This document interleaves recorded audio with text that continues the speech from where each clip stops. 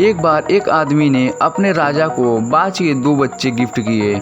वे बड़ी ही अच्छी नस्ल के थे और राजा ने इससे पहले इतने शानदार बाज नहीं देखे थे।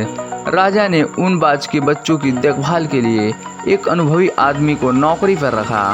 कुछ समय बाद राजा ने देखा कि बाज के बच्चे काफ़ी बड़े हो चुके हैं और पहले से काफ़ी शानदार लग रहे हैं। राजा ने नौकरी पर रखे आदमी से कहा, मैं इनकी उड़ान देखना चाहता हूँ, तुम इन्हें उड़ने का इशारा करो। आदमी ने ऐसा ही किया। इशारा मिलते ही दोनों बाज उड़ान भरने लगे। जहाँ एक बाज आसमान की ऊंचाइयाँ छू रहा था, वहीं दूसरा कुछ ऊपर जाकर वापस उसी डाल पर आकर बैठ गया जिस पर से वह उड़ा था। यह देख राजा को बहुत अजीब लगा। राजा ने उस आदमी से पूछा, यह बाज इतनी अच्छी उड़ान भर रहा है, वहीं दूसरा बाज उड़ना ही नहीं चाह रहा।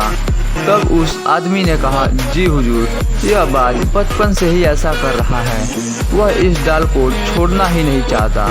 राजा को दोनों बाज बहुत पसंद थे, इसलिए वह दूसरे बाज को भी उड़ता देखना चाहते थे। अगले दिन पूरे राज्य में ऐलान करा दिया गया कि जो आदमी इस बाज को उड़ा देगा उसको उचित इनाम दिया जाएगा। यह सुनकर एक से बढ़कर एक विद्वान आए और उस बाज को उड़ाने की कोशिश करने लगे, पर कोई उस बाज को नहीं उड़ा पाया। वह थोड़ा सा उड़ता और फिर उसी डाल पर आकर बैठ जाता था। फिर एक दिन कुछ ऐसा अनोखा हुआ कि राजा ने देखा कि उसके दोनों बाज आसमान में उड़ रहे हैं। उन्हें अपनी आंखों पर यकीन नहीं हुआ और उन्होंने तुरंत उस व्यक्ति का पता लगाने को कहा जिसने कारनामा किया था। अगले दिन उस व्यक्ति को दरबार में बुलाया गया।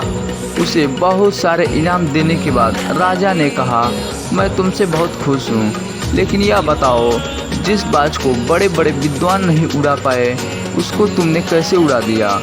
उस आदमी ने जवाब दिया, महाराज, मैं बस उसी डाल को काट दिया जिस डाल पर यह बैठने का आदी हो चुका था। जब वह डाली ही नहीं रही तो वो भी अपने साथी के साथ आसमान में उड़ने लगा। तो दोस्तों, हम सभी ऊंची उड़ान के लिए ही बने हैं, लेकिन कई बार हम अपनी पुरानी आदतों के इतने आदी हो जाते हैं कि अपनी ऊंची उड़ान भरने की क्षमता को भूल जाते हैं। तो दोस्तों, अगर वीडियो